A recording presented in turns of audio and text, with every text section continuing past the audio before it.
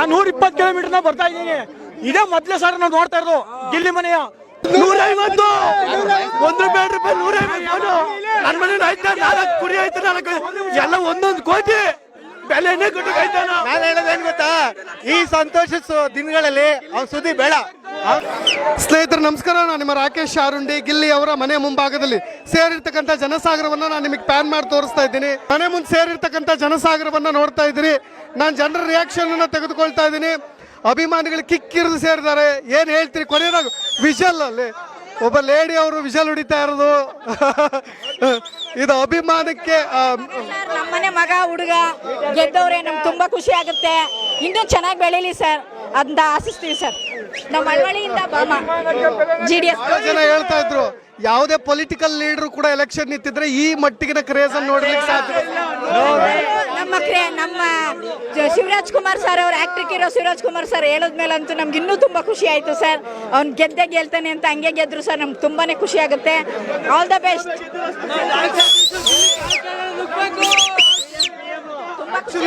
D boss fans ಗಳಿಗೆ ಹೋಲಿಸ್ತಾ ಇರೋದು. ಆ ಲೆವೆಲ್ ಜೈ ಡಿ ಬಾಸ್. ನಮ್ಗೆ ಇಲ್ಲಿ ಗೆದ್ದಿರೋದಂತೂ ತುಂಬಾ ಖುಷಿ ಆಗ್ತಿದೆ. ಸೊ ಸತತವಾಗಿ 50 ಕೋಟಿ ಜನ ವೋಟ್ ಮಾಡಿ ನಮ್ಗೆ ಇಲ್ಲಿ ಗೆದ್ದಿರೋದು. ನನಗಂತೂ ತುಂಬಾ ಖುಷಿ ಆಗ್ತಿದೆ. ನೀವೇ ನೋಡ್ಬೋದು ಜನಸಾಗರ ಇಲ್ಲಿ ಗಿಲ್ಲಿ ಮನೆ ಮುಂದೆ. ಸೊ ಗಿಲ್ಲಿ ನೋಡ್ಬಿಟ್ಟು ತುಂಬಾ ಎಮೋಷನಲ್ ಆಗ್ಬಿಟ್ಟಿದ್ದಾರೆ. ಶ್ರೀಮಂತ ಬಡವ ಅಂತಿದ್ರು, ಈಗಲೂ ಕೂಡ ಬಡವ ಅಂತ ಹೇಳ್ತೀರಾ? ಬಡವ ಅಲ್ಲ ಸರ್, ಶ್ರೀಮಂತ. 55 ಕೋಟಿ ಜನ ಸಂಪಾದನೆ ಮಾಡಿರುವ ಯಾವತ್ತೂ ಗಿಲ್ಲಿ ವಿನ್. ಅದೇ ಶ್ರೀಮಂತ ಆಗ್ಬಿಟ್ಟ ನಿಮ್ಮೆಲ್ಲರ ಪ್ರೀತಿ. ಮೀಟರ್ ಬೇಕು. ಯಾರಿಗಾರ ಈ ತರ ಜನ ಸಂಪಾದನೆ ಮಾಡಕ್ಕೆ ಮೀಟರ್ ಬೇಕು. ಜೈ ಗಿಲ್ಲಿ ಅಷ್ಟೇ. ಇಷ್ಟು ಫ್ಯಾನ್ಸ್ ಗಳನ್ನ ಸಂಪಾದನೆ ಮಾಡೋದಕ್ಕೆ ಮೀಟರ್ ಬೇಕು ಅಂತ ಹೇಳ್ತಿದ್ದಾರೆ. ಜೈ ಗಿಲ್ಲಿ. ಗಿಲ್ಲಿ ಅವರು ಮನೆಗೆ ಬರ್ತಾರೆ ಅಂತ ಎಕ್ಸ್ಪೆಕ್ಟ್ ಮಾಡಿದ್ರಿ, ಅದೊಂದು ಸರ್. ರಶ್ ಇರೋ ಕಾರಣ ಅವ್ರಿಗೆ ಯಾರು ಸಪೋರ್ಟ್ ಮಾಡಕ್ ಆಗಲ್ಲ. ಅಲ್ಲೆಲ್ಲ ಜನರು ಎಲ್ಲ ಅವರು ತುಂಬಾ ಅವ್ರಿಗೆ ಸಹಕಾರ ಕೊಟ್ಟು ಅವ್ರನ್ನ ಬರಕ್ಕೆ ಬಿಡ್ತಾ ಇಲ್ಲ. ಅದಕ್ಕೋಸ್ಕರ ಅವ್ರು ಇವಾಗ ಬರ್ತಾರೆ, ಬೆಳಗ್ಗೆ ಬಂದೇ ಬರ್ತಾರೆ. ನಮ್ ಗಿಲ್ಲಿ ಅಣ್ಣ ಎಲ್ಲೂ ಹೋಗಲ್ಲ. ಗಿಲ್ಲಿ ಅಣ್ಣಗೆ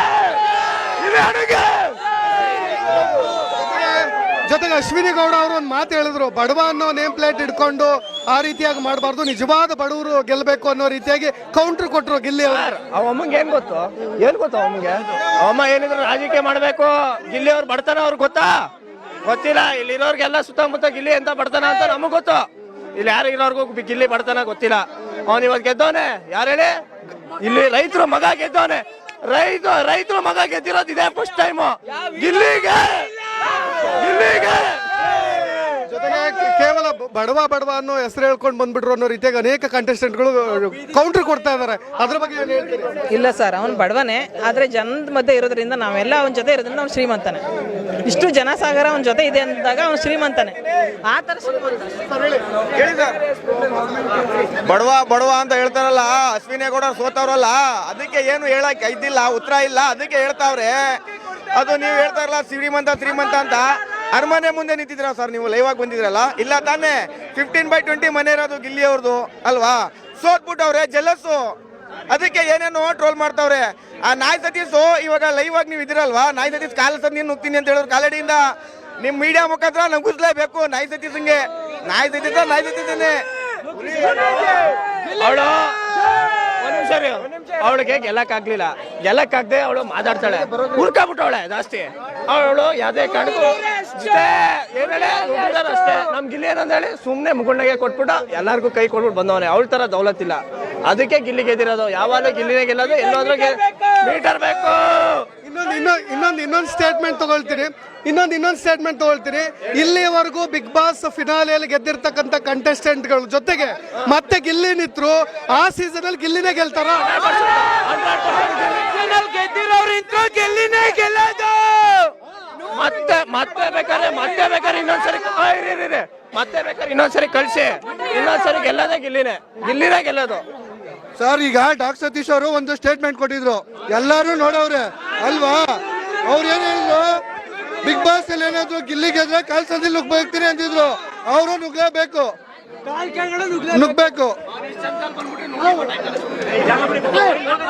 ಟಾಸ್ಕ್ ಆಡಿಲ್ಲ ಅಂತ ಅಂತಿದ್ದ ಒಬ್ಬ ಆಟಗಾರ ಇವತ್ತು ಫಿನಾಲೆ ಕಂಟೆಂಟ್ ಕೊಟ್ಟಿರೋದು ಗಿಲ್ಲಿ. ಈಗ ಡೈಲಿ ನಗ್ತಾ ನೀವು ನಾನು 120 ಕಿಲೋಮೀಟರ್ ಬರ್ತಾ ಇದ್ದೀನಿ. ಇದೇ ಮೊದ್ಲೇ ಸರ್ ನಾವು ನೋಡ್ತಾ ಇರೋದು ಗಿಲ್ಲಿ ಮನೆಯ. ಇಷ್ಟು ಬಡವ ಅಂತ ಅಂದ್ಮೇಲೆ ಬೇರೆ ಗೆದ್ದಿದ್ರೆ ಅವ್ರು ಸುಮ್ಮನಿರ್ತಿದ್ರು ತಾನೆ. ಗಿಲ್ಲಿ ಗೆದ್ದಿರೋದಕ್ಕೆ ಯಾಕೆ ಹುರ್ಕೋಬೇಕು?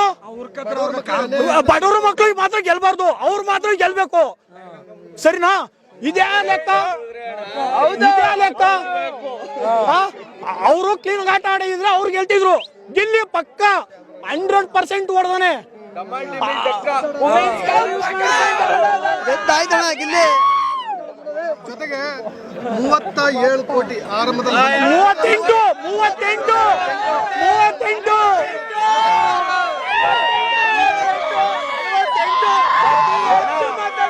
ಬಿಗ್ ಬಾಸ್ ಇನ್ನು 50 ಸೀಸನ್ ನಡೆಸಿದ್ರು ಇಷ್ಟು ಹಿಸ್ಟ್ರಿ ಕ್ರಿಯೇಟ್ ಆಗಲ್ಲ. 100 ವರ್ಷ ಹೋದ್ರು ಇದಾಗಲ್ಲ. 38 ಕೋಟಿ ನಮ್ ಗಿಲ್ಲಿ ಬಾಸ್ ತಗೊಂಡ್ರದ್ ಓಟು ಕಿಂಗು. ಡಿ ಬಾಸ್ ಹೊರ ಬರೋವರೆಗೂ ಮತ್ತೆ ಅದೇ TRP ಗಿಲ್ಲಿ ಇದ್ರೆ ಮಾತ್ರ ಅಂತೀರ? ಖಂಡಿತ ಅಣ್ಣ, ಆ ಮಾತು ಬೇಡ.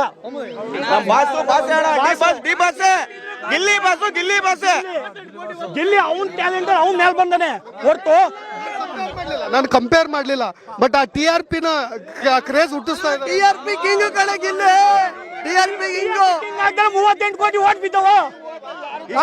ಹಿಸ್ಟ್ರಿ ಅದು, ಕಲ್ಲರ್ಸ್ ಕನ್ನಡದಲ್ಲೇ ಹಿಸ್ಟ್ರಿ ಅದು. ನಿಜ ತಾನೆ?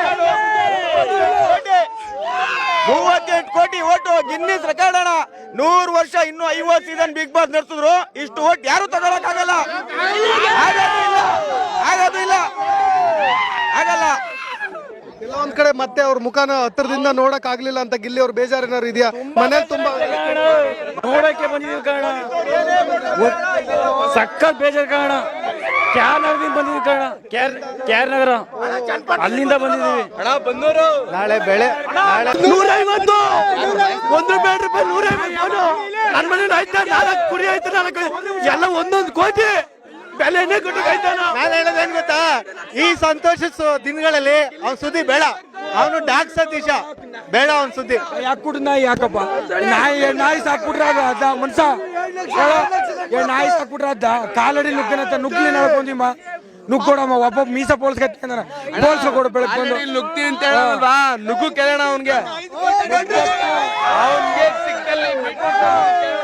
ಡಮಾಲ್ ಡಿಮಿಲ್ ಡಕ್ಕ ಗಿಲ್ಲಿ ಡಮಾಲ್ ಡಿಮಿಲ್ ಡಕ್ಕ ಗಿಲ್ಲಿ ಗೆದ್ದಿದ್ ಪಕ್ಕ.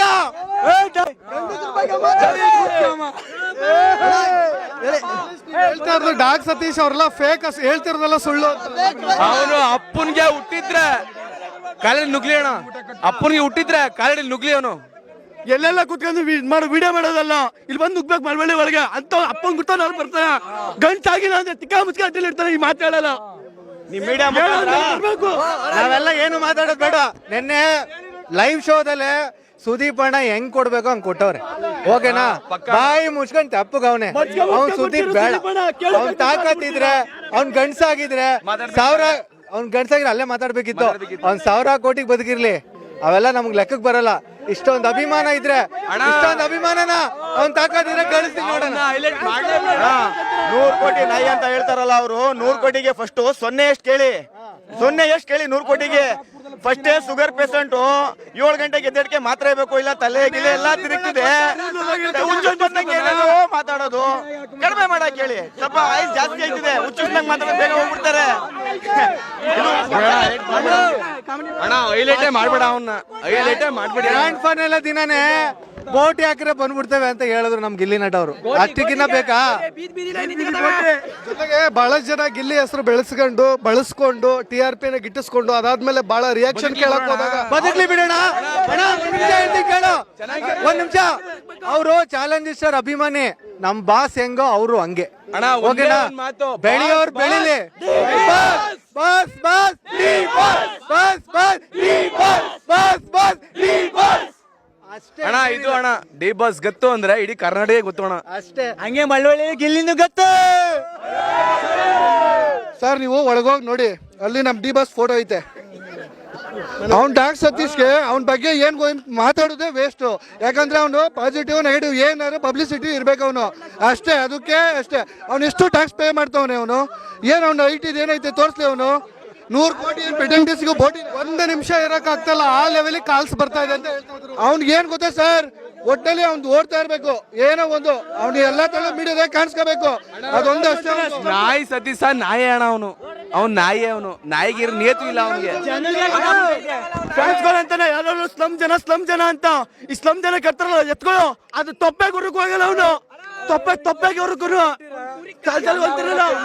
ಕುರಿ ಕಾಸು ಅವನು ಇಲ್ಲ. ನಾನು ಮಾತಾಡ್ತೀನಿ. ಬಿಗ್ ಬಾಸ್ ಒಳಗಡೆ ನೆಲ್ಲಿ ಮುಳೆ ತಿಂದ್ರಲ್ಲ, ನೆಲ್ಲಿ ಮುಳೆ, ಆ ನೆಲ್ಲಿ ಮುಳೆಗೂ ಲಾಯಕ್ಕಿಲ್ಲ ಅವನು ಡಾನ್ಸ್. ರೈತ ಆಗಿರ್ತೀಯ ಮಾತ್ರ 10 ಲಕ್ಷ ರೂಪಾಯಿ ಹಸ ಕಟ್ಟಿದಾನೆ, ಕುರಿ ಸಾಕಿದಾನೆ, ಅವನು ಮನೆಯೊಳಗೆ ಸಾಕೋನೆ ಇರ್ತಾನೆ ನಾಯಿನಾ. ಅದು ನೀವು ಹುಡುಗರು ಸಾಕ್ತಿ, ಇನ್ನೊಬ್ಬರು ಸಾಕ್ತಾನೆ, ಸಾಕೋದು ಹೆಚ್ಚಲ್ಲ. ಅದು ಸಾಕ್ಬಿಟ್ಟು ಮುಂದೆ ಮಾಡ್ತಾರಲ್ಲ, ಮಾಡ್ಬೇಕಾದ್ರೆ 100 ಕೋಟಿ ಅಂತಾರೆ, ಇವ್ನು 200 ಕೋಟಿ ಅಂತಾರೆ.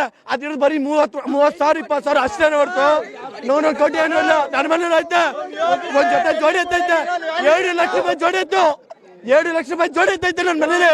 ಅದು ಯಾವತ್ತ ಬೇಕಾಗಿಲ್ಲ. ತಪ್ಪಿ ಮಳವಳ್ಳಿಗಂತೂ ಬರ್ಬೇಡ ಅಂತ ಹೇಳ್ಬೇಡ ಅವನ್ಗೆ.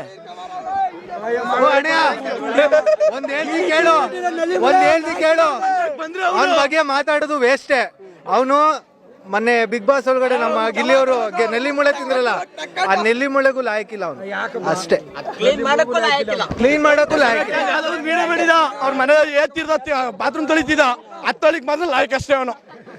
ಸೂಪರ್ ಬಾತ್ರೂಮ್ ತೊಳಿತಿದ್ದ, ಕೈ ಹಾಕ್ಬಿಟ್ಟು 2 ಕೈ ನಿಂಗೆ ಬಾಚ್ಕ ತಿನ್ಕೊಬಿಟ್ಟು ಸಖತ್ TRP ಕಿಂಗ್ ಮಾಡ್ಕೊಂಡು ಸಖತ್ತಾಗಿದ್ರು. ಇವತ್ ಸಂಭ್ರಮ ಮಾಡೋಣ, ಅವ್ನ್ ಸುದ್ದಿ ಬೇಡ. ಇವಾಗ ಗಿಲ್ಲಿಯವ್ರು ಗೆದ್ದಿದ್ದವ್ರೆ, ಇಲ್ಲಿ ಹೀರೋ ಆಗಿ ಸಿನಿಮಾ ಮಾಡಿದ್ರೆ ಎಲ್ಲರೂ ಗೆಲ್ಲಿಸ್ತಾರೆ. ಯಾವತ್ತೂ ಗೆದ್ದಾಯ್ತು. ಗೆದ್ಮೇಲೆ ಅವ್ರ ಹೀರೋನೇ, ಅರ್ಥ ಆಯ್ತಾ? ಅವ್ರ ಹೀರೋನೇ ಗಿಲ್ಲಿಗೆ